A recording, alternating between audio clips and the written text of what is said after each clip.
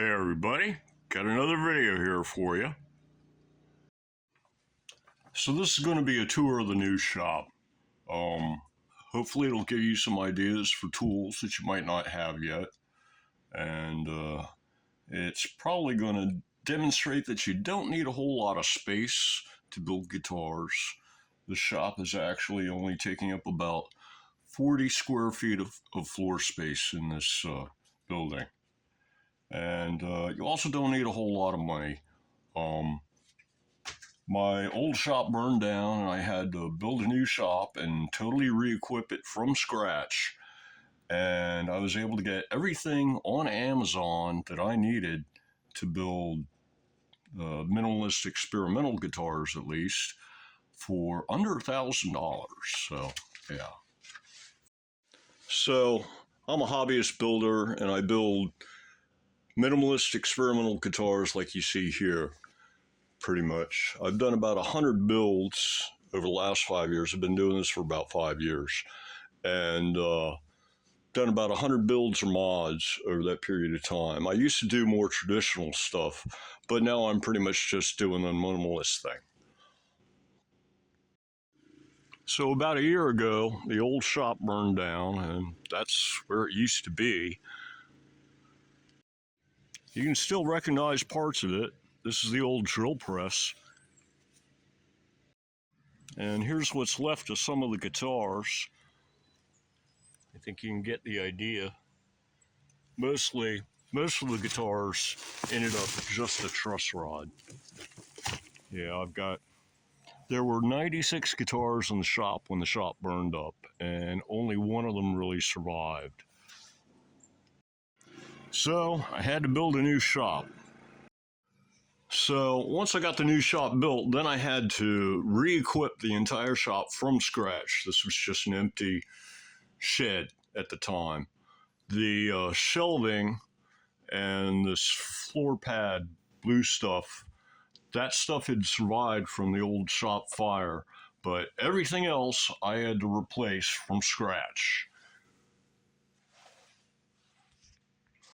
So there were a number of basic concepts that I was thinking about while I was restocking the shop, because I'd had 5 years experience building guitars, and in those 5 years I'd accumulated a lot of stuff that I didn't really need. And so this time I was starting with a clean slate, and I could get just what I needed, that kind of thing. So here are the basic concepts. Number one, keep it simple. Yeah, there's what you need and there's what's nice. Start with what you need, and other stuff you can worry about later. Big concept is right size tool for the job. I'm building these kind of guitars, so there are a lot of things that I don't need in order to do a more traditional kind of build, like this kind of thing. This is the one guitar that did more or less survive the fire. There's also a V and a Modern that sort of survived, but the necks got burned to the point where they need new necks. But I'm going to rebuild this one. So let's see. Right size tool for the job. So what you'll find is that for the kind of guitars I'm building, I don't need a full-size table saw. For example, I use a small, like 4.5-inch table saw that I set up myself from one of those handheld kind of units. Only have what you need in the shop. It'll help reduce clutter. I've got secure and non-secure outdoor storage in addition to this shed, where I can keep other things that I don't really need here. The only stuff I actually keep out there, though, related to guitars is in the secure storage. I've got a regular handheld circular saw for cutting up long planks into body blanks, and I could just as easily have that on one of these shelves in here. I just don't really use it that much. I haven't had to cut up any body blanks yet. And then in the non-secure storage, I've got stuff like, a case of tissues for when you're using toilet paper and tissues working on guitars, and I've got like one box of like extra guitar tools and stuff that I don't use. Perfect example.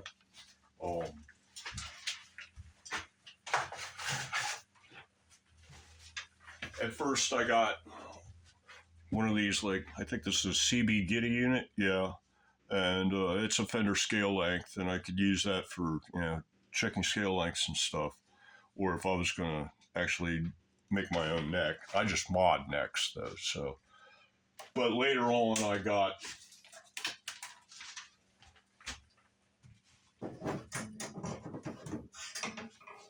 this thing, which is probably the best value out there in a and a scale length ruler. This is the Crimson unit. It has 4 scale lengths on one ruler for the same. You can get like 1, 2, or 4 scale lengths on a single ruler. They all cost about the same, around 50, 60 bucks kind of a thing. And Crimson are the only guys who put 4 on one ruler at one competitive price. But yeah, since I got that, I don't need this, so this can go in the box of tools I don't need, and it's not cluttering up the shop.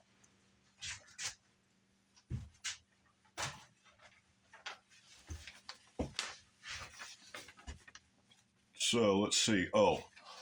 Bundles of tools. A lot of times you can get a better deal if you buy a bundle of tools. Places where I did this for things like the guitar specific tools for like fret work and refretting guitars and things like that. I was able to find some really good bundle tool deals on that stuff. Buying unboxed and saved. Things like drill bits, router bits, things like that. You can get, a basic set in a little box, or you can get a little basic set that just comes loose in a bag. And if you buy the ones that are loose in the bag, sure, you don't get the fancy little box, but it costs less, and you're getting the same tool. So you can do that, and then you can always make your own little holders for it. In fact, that's another example of what I did here. Take advantage of your surroundings. I've got a rain barrel hooked up to the out back behind the shed that collects rainwater, and then I've got all the water I need for like mixing dyes and raising grain and stuff like that. The way this place is designed with no windows, and it has 8-foot tall double doors, so when you open it up, you get a lot of cold indraft at the bottom and warm outdraft at the top. And because of that, you can hang items you want to paint in the doorway above the 4-foot line, so to speak, and all of the paint vapors vent out the building, and so it makes its own little self-venting paint booth. And that's another advantage of being able to take advantage of things. I use that trick when I need to squirt stuff and it's too cold to squirt outside. I don't use air guns or anything like that. I'm just on rattle can finishes, so it works great for me. Simple storage systems. If you look right here, I've got like all of my electrical power tool kind of things. All it is just a strip of OSB and drywall screws. And I've got a place where I can hang all my power tools up, just tie a little knot in the cord right next to the tool, and it makes a perfect little hanger. And, it's not a lot of work, and it's not a lot of money. So those are the basic systems, basic concepts, and you'll see these repeated again and again throughout the shop. And like I said, the shop itself is only about 20 linear feet of wall space, and that's the whole shop. You could easily fit this on 2 walls of an 8x10 bedroom and still have enough room for a big screen at one end and a couple chairs at the other, kind of a thing. So, and now I'll just go and show you that's only basically, you've got 2 utility shelves that have been split in half and set up to make like 4 little benches or workstations. And there's actually like 2 workstations on each bench, kind of a thing. And then you've got more than enough storage below for everything else you need, and the rest of it's up on racks on the walls. And I'll just take you through right quick and show you what I got. Okay, so this bench right here, this is your polishing station where you can polish your clear coats and stuff like that. And over here is the vise for when you need to put something in the vise to cut it. And other than that, I don't really use this for much except for clutter. I've got, drawings for guitars and bags of parts. That's the parts for that 12 string hanging on the wall that I'm going to redo. This is the parts for that black one on the wall that's still under construction. And then down here, you've got large Ziplocs. This is a bench cookie here. You just get a satin sheet for less than 20 bucks. You can use them to line a rifle case, which is only about 30 bucks, in order to make a guitar case for one of these minimalist guitars. But I also took some old 2x material and stained it with some Kita wood dye, wrapped some of the satin guitar case liner. It's bed sheets, all it is, from Amazon, and took some of that white foam that they pack all these things in and just wrapped it around it and zapped it on with some hot glue, and you've got an instant bench cookie. I made 4 of these things. Let's see, down at the bottom, oh wait, this box here, this is like all your wrenches and stuff. A set of metric deep well sockets for putting on and taking off, like the nuts on potentiometers and stuff. I also had you don't need the ratchet handle really you can just do it by hand. And of course, a couple bottles of CA glue. And these jars, I got a bunch of, like a dozen empty ones for mixing Kita wood dyes in. And they're very inexpensive. And I use a couple of them for like pens and erasers and stuff like that. Cats always knock them off the bench. So,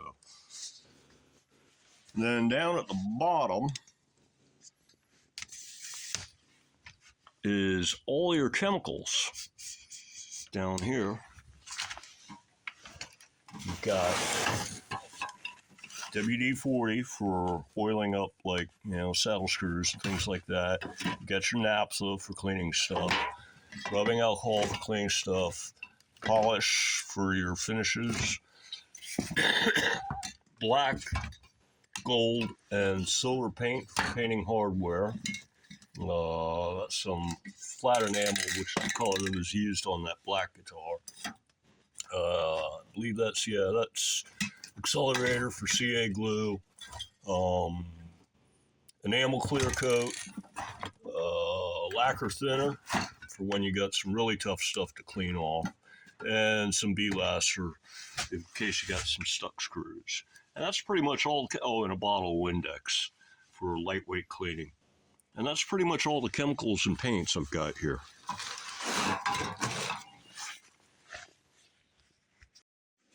I forgot to mention the wrenches box, so to speak, also has Allen wrenches in it, both SAE and metric.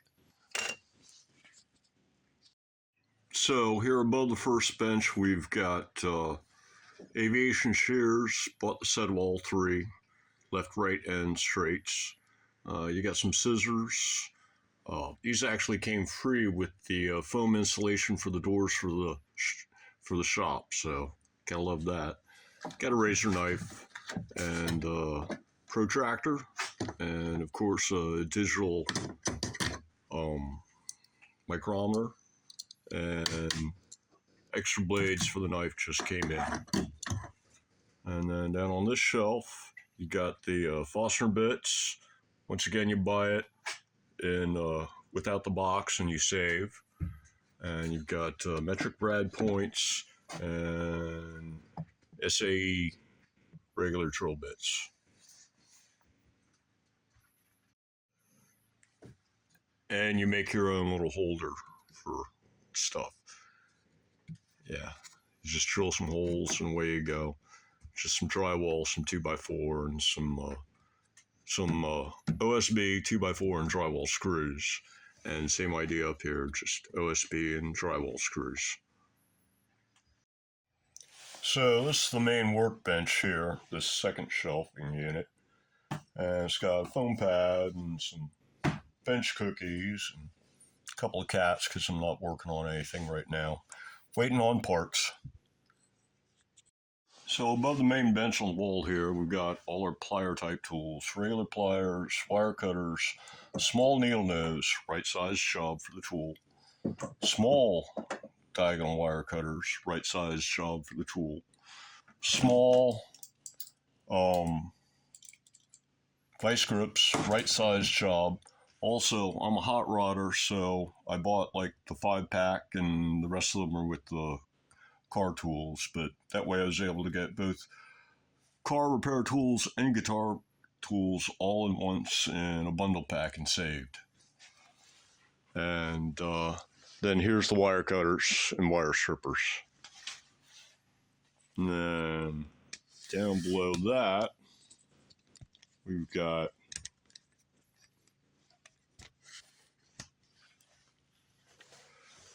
.300mm ruler, centering ruler, meter stick, leather punches for punching holes in the ends of guitar straps so locking strap locks will fit in them better. This was a buy it loose without the box and save deal, and then I just made a little holder for it. Countersink bits, same deal, buy it loose and save, and then I made a holder for it. Let's see, what else? This is the tape rack here, has all your different kinds of tapes. Masking, this is duct tape, white. This is pinstriping tape, electrical tape, Teflon tape, more white duct tape. That's a roll of solder. That's 4-conductor insulated cable, shielded cabling for guitars. That's copper tape for shielding, and mechanics wire. And then below that, you've got the screwdriver set, the scratch awl, and the reamers. And CA glue. I bought a whole box of these little mini glue bottles, and then you take the big bottles and fill up a little bottle. That way, when it clogs or whatever, you can just put a new cap on it, and that way you don't have a whole big bottle of glue dry out before you use the stuff up. And you save on glue by buying a big bottle for not so much money and then using a bunch of little bottles. And over here you got mini Phillips head screwdrivers for really small screws. And down on the shelf here, we've got a fret slotting kit, a fret leveling kit. I'll show you those in a minute. Got a neck support tool. This was a set of metric drill bits. You got like everything from 1mm to 10mm for like $20 kind of thing. And of course, they took a spill, and so half of them are unsorted and in this Ziploc, and the rest are back in the tray again already, which I should close up here.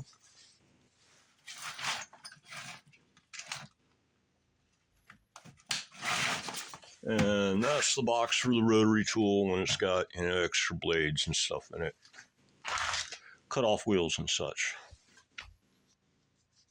And on the bottom shelf, we've got lacquer clear coat. This is a set of chisels. This is an example where if you shop around, you can find a good deal. This is another one of these, like, buy a kit and save kind of an idea. You get a You get a sharpening tool, you get a sharpening stone, and you get a bunch of really nice chisels. For I think this was like $60 or something like that. Like I said, everything's I got off of Amazon. And this here is router bits. And this here is extra belts for the sander, belt sander, brass nails for whatever, more tape. This is like my only jig that I use. This is a neck thicknessing router sled. The idea is you put it down on a flat surface. I use the desk. Router goes here, the neck goes in here like this, and you go back and forth, and it allows you to thickness the neck down to like 20 millimeters, kind of a thing. And let's see, Q-tips, mineral oil for oiling fretboards, and that's it for that stuff. Let's take a look at these guitar tools. So when it came to guitar-specific tools, I was kind of bumming because there's a lot of little things, and I figured it'd be a pain finding them all. But it turned out that it wasn't. I was able to get everything in just 2 little kits.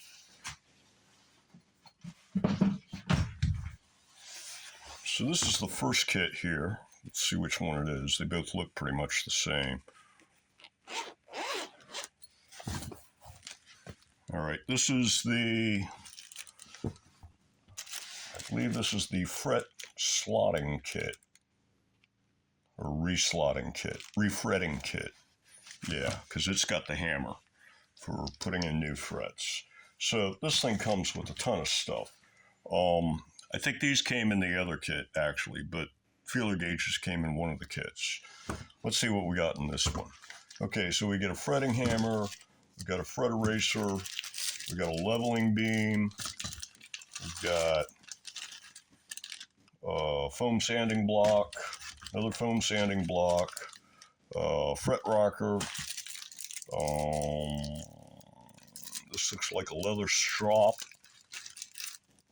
and these look like microfiber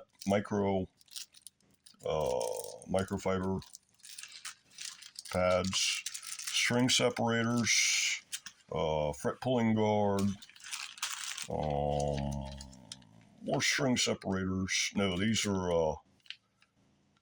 are fret polishing guards, fret slot cleaner, fret in dressing file of some sort, it looks like, and nice set of fret tang nippers, half round crowning file, another fret guard puller, and a small fret end dressing file. These seem to be diamond style fret end dressing files. However, they're rough on all sides, no smooth sides. You'd have to grind them down. So yeah, that's that kit. I'll put this away and grab the other one. So this is the other kit here. And let's see, one of these kits was like about $50, and one kit was like about $60. So for a little over $100, you got just about every guitar building tool on the planet. This is not part of the kit. This I bought separately. This is not part of the kit. This I bought separately. Everything else just came in the kit, and this came in it too. And we've got the sanding beam, truss rod Allen wrenches, the small Phillips head, it looks like, a Jackson style. My Jackson Roswell used one of these kind of truss rod wrenches, the little, whatever that is. Kind of uses a nut. Yeah, they got a couple of different sizes of them here too, actually, it looks like. And we've got this would be an understring fret polisher, I believe. Can't swear to that, but it looks like it might be a sanding pad. but it looks like it's designed to work under strings that have not been removed. And once again, we got a half round crowning file, 2 fret pulling guards, a set of small files of some sort. Look at that. Set of small diamond style files of all sizes and shapes. And what else?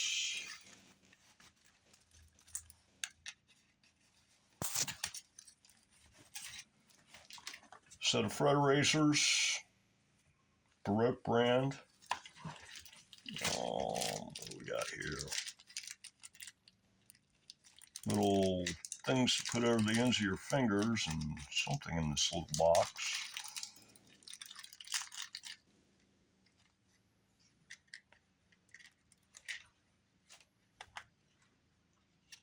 Guitar picks.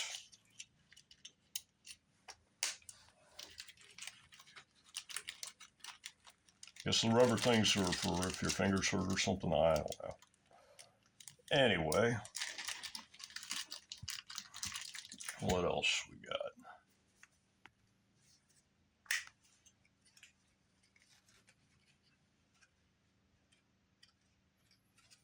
Say, some kind of like a Scotch-Brite stick. These look to be nut slot files, cheap style nut slot files. Yep. Wire style. Nut wrench. Another polishing cloth. String separators. Fret polishing guard. A action ruler, action gauge. Rocker, string rocker, fret rocker, I mean. Allen wrenches. String winder. And understring radius gauges. So yeah, you got pretty much everything you need here. The one thing you won't find in my shop is a notch straight edge, because I just use regular straight edge on the frets. So yeah, I got these 2 kits, and then the only other things I had to get guitar specific were I got this for my fret end beveling file, because it allows me to bevel at any angle I want instead of just the arbitrary 30 degrees or whatever your typical fret beveling block is. And then I got a StewMac fret end dressing file, which has flat and round smooth sides, and then a coarse and a fine side on it. And with that, I had all of my guitar specific tools for setup and fret work and all that kind of good stuff. I actually I'll use this thing to check for fret sprout at the end of a fret. I'll use the fret end dressing file and maybe sometimes a half round crowning file in order to clean up the ends of a fret. And I'm mostly modding new necks, so I don't really have to do any other fret work than that. Roll the fretboard edges is about it. So those are the main tools that I use out of these kits. And I use, of course, the feeler gauges for checking action. But that's really all I tend to use out of these kits. There's, but if I ever need anything else, I've got it.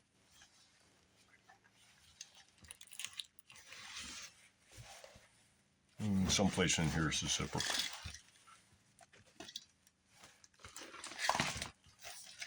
I'll zip it off camera. So here's another example of a tool purchase. This just came in just now, and this is an example of both buy in bulk and save, because I got like 50 blades and 5 knives for real cheap, and they're nice too. They're aluminum handles, not plastic, and also they came unboxed instead of being in a little carrying case or whatever. And so, these were like $7, $12, something like that, next day kind of a thing. So this is the third bench, and it's got 3 stations here set up on it. This is a small saw for cutting pickguard material. A slightly larger saw. This is suitable for cutting like pieces of wood when you have to cut small, precise stuff that's a little bit too small and tricky to cut on the larger table saw. And then the third station here is the belt sander, and it can be set up either horizontally like this or vertically if you like clamp it onto something. I just use it horizontal, so. And up on the wall, we've got the square, the scale length ruler, one of these small Japanese saws, once again, right size for the job. If you're doing traditional builds, you might want the next size up on this tool. Shinto saw rasp. These are mini rasps. It's just like a mini file, but it's rasp teeth instead of a file teeth. And they're useful for enlarging holes. Sawdust brushes and small hammers. This pretty much is the only hammer I ever need to use. It's just something that big, knocking off nuts and whatever, tapping something into place. And then over here behind the kitten, we've got the drills. There's this cordless is plenty good enough for all general drilling purposes. And then this is an electric screwdriver gun that's specifically set up just for drilling 1mm pilot holes.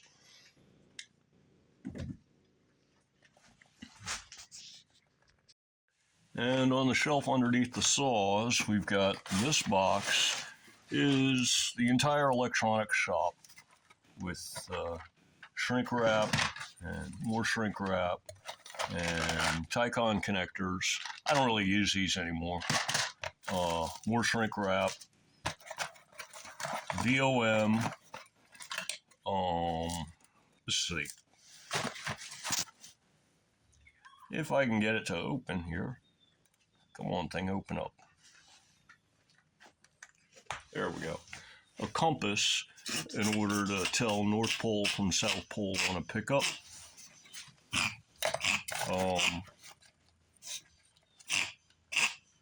Liquid tape, insulator, conductive paint, shielding, and that's it for the electronics. Oh, solder and rosin. And then also we've got garbage bags, of course, and that belongs in the paint shop there. And this here, what is this? I'm not sure.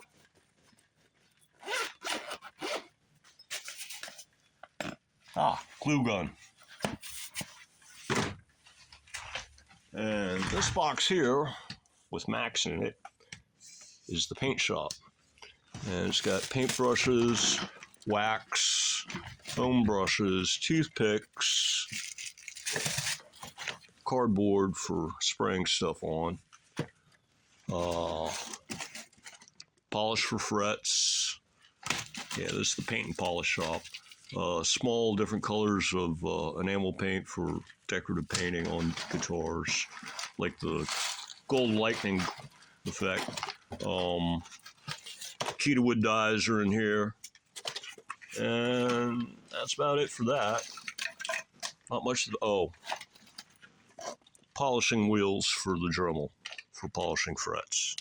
Yeah, so that's the paint and polish department.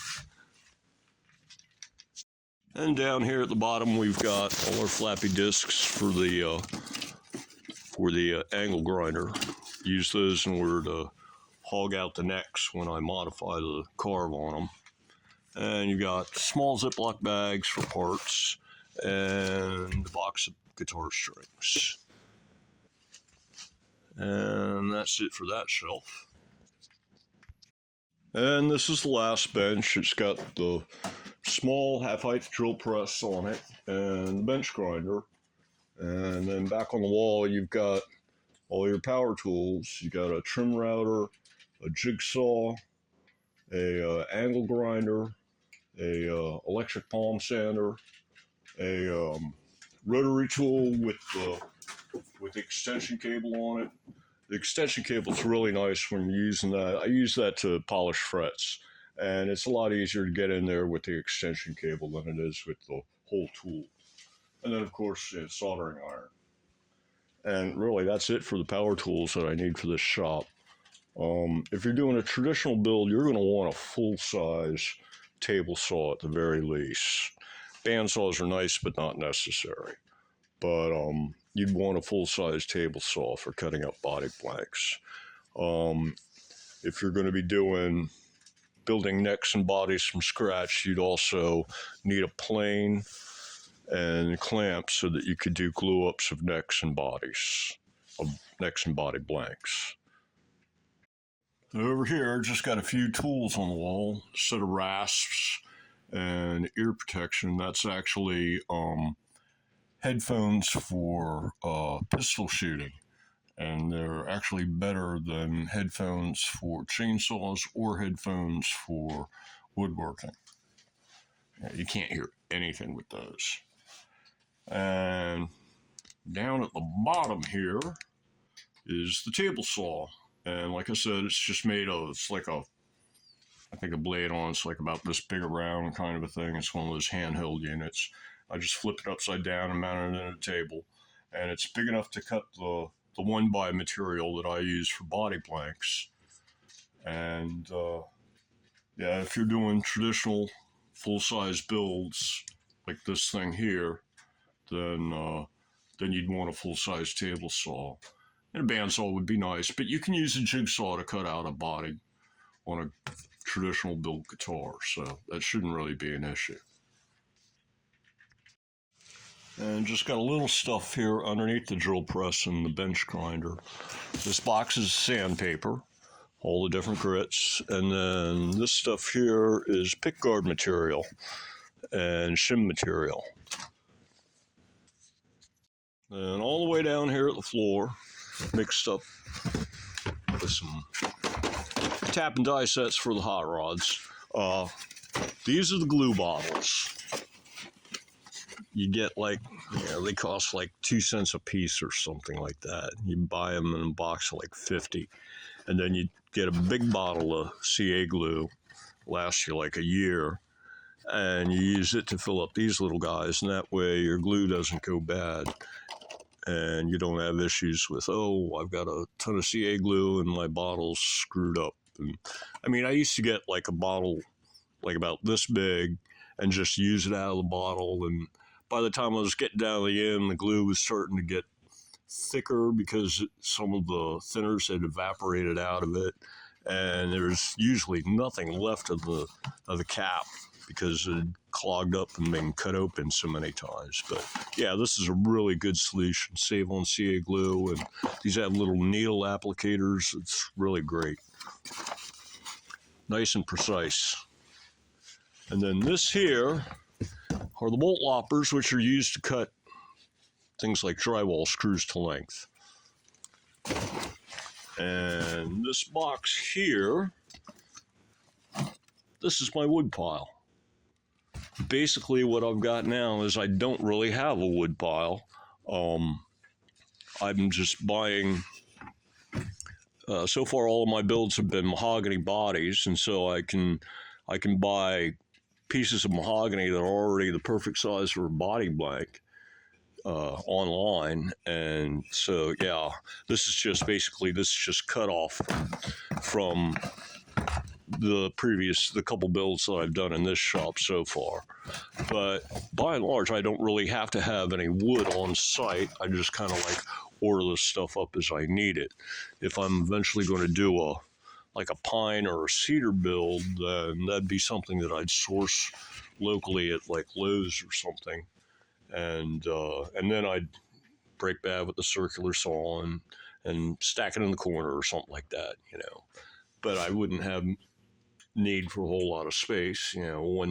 One 6 footer of pine and one 6 footer of cedar would be about it. Maybe a bit of poplar too. So there's not that much that's available locally from the big box stores. We do have a nice exotic wood supplier out this way though, but I've been there once but never really got anything yet.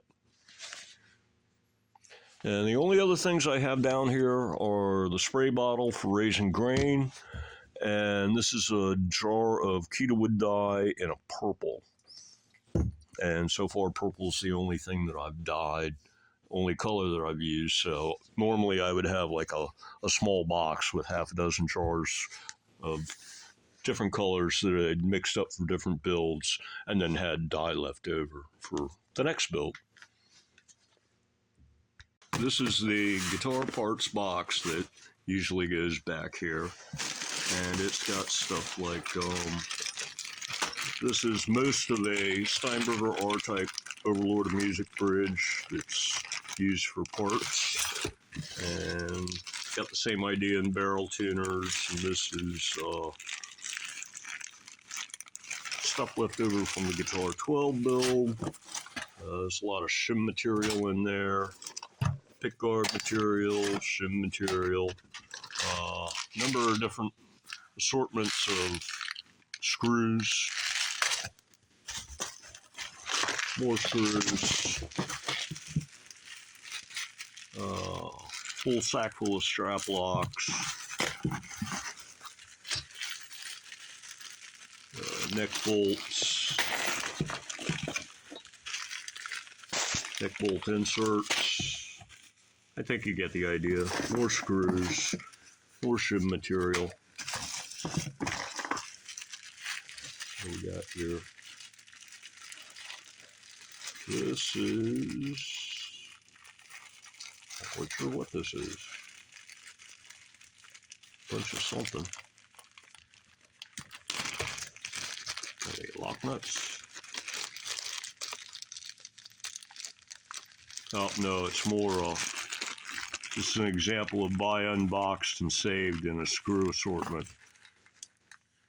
You got a big Ziploc bag which had all these little Ziploc bags inside. These are all like M5s or M4s or M3s, something like that. A whole bunch of different lengths.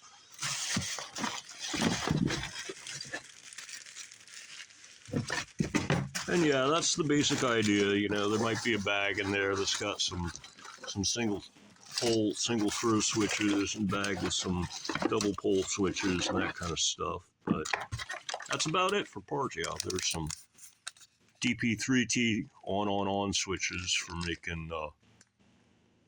making three-way selectors out of a mini switch, out of a mini toggle.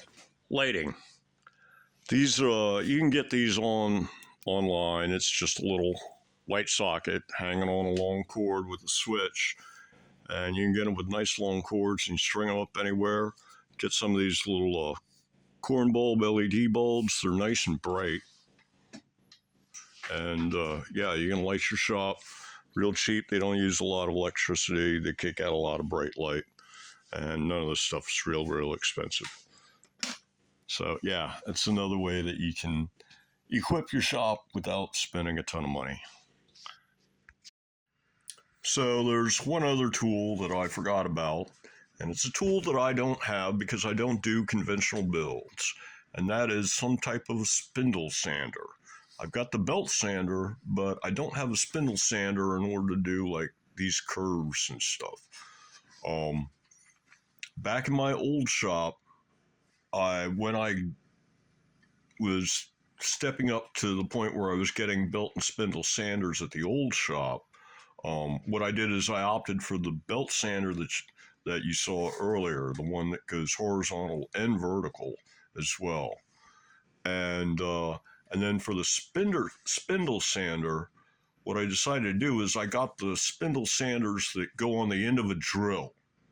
And they work just fine for doing that kind of work. Sure, it's not a machine that oscillates for you, but, you know, they work fine.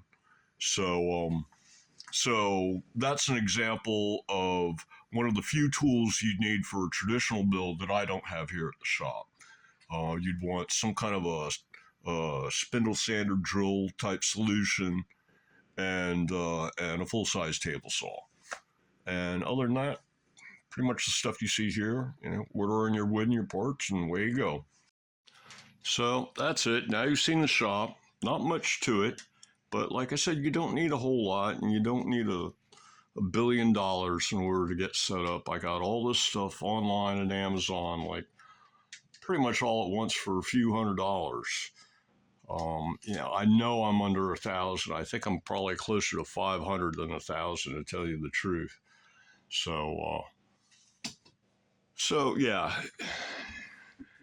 and it doesn't take a lot to start. I mean, if you're going to be doing, if you're going to start out with a kit, that's how I started. Get a kit guitar.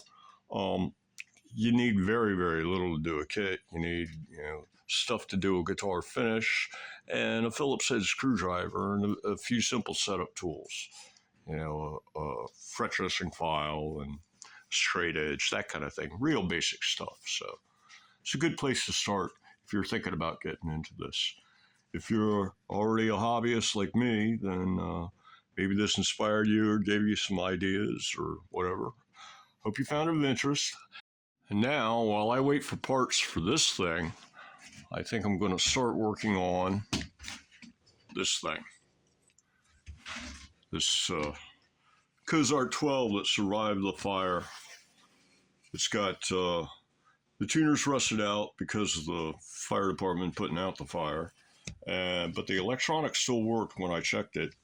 And it's got some melted down knobs and stuff like that. So, but I'm going to redo it as a minimalist with a mahogany body. That'll keep me busy until the other guitar parts arrive. So, yeah, you can look out for first episode of this build series on this guitar here. Will probably be dropping pretty soon. I'll see you all then. Have a good one. Well, I think that's going to do it for this video. So, until the next one, everybody, have a good one.